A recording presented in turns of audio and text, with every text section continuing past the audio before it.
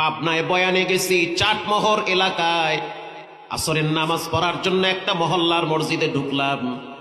গেটের সামনে লেখা আছে, হে যুবক, যদিও তুমি মসজিদে আসবা না, কিন্তু মসজিদের পালকি টাইম মতো তোমার বাড়ি চলে যাবে। এই লেখা দেখার পর আমি আশ্চর্য হয়ে গেলাম।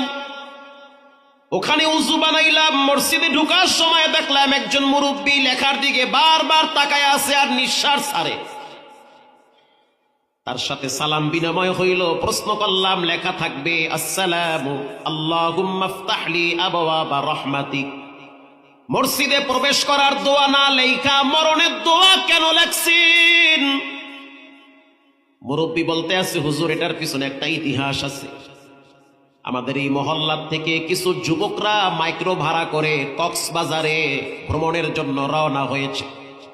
আমার ভাতিজা, আমার ভাগিনা, মহল্লার সন্তান, যখন তারা গাড়ি ভাড়া করলো, এই মসজিদের সামনে দিয়া গাড়ি রাইখা তারা যখন গাড়িতে উঠবে, উঠার আগে আমি সবগুলারে বলছি, আগে সালাত আদায় করো। বেশি আনন্দ করতে গেলে বেশি বিপদে পড়া লাগে, কারণ বর্তমান সময়ে হঠাৎ হঠাৎ মানুষ বিপদে পড়ে। মহল্লার সভাপতি স্পষ্টভাবে বলে, ওদেরকে আমি বুঝাইলাম, ওরা আমার সাথে নামাজ পড়ল।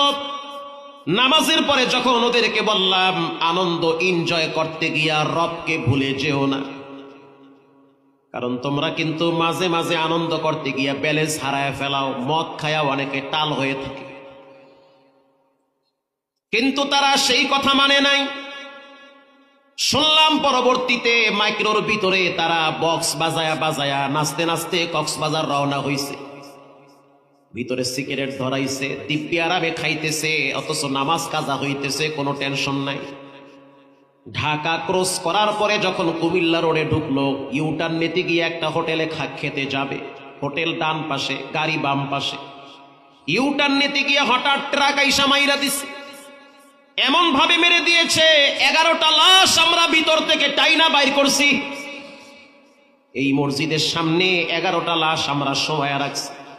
সে আমাকে লাঠি দিয়া দিয়া দেখাইতেছে, এখানে একটা, এখানে একটা, এখানে একটা, 11টা লাশ এখানে শোয়া রাখছি। ওই দিন আমার মন চাইতেছিল যুবকের রক্ত দিয়া মসজিদের সামনে লিখে দিব, হে যুবক, তুমি যদিও মসজিদে আসবা না, কিন্তু পালকি টাইম মতো তোমার বাড়িতে যাবে।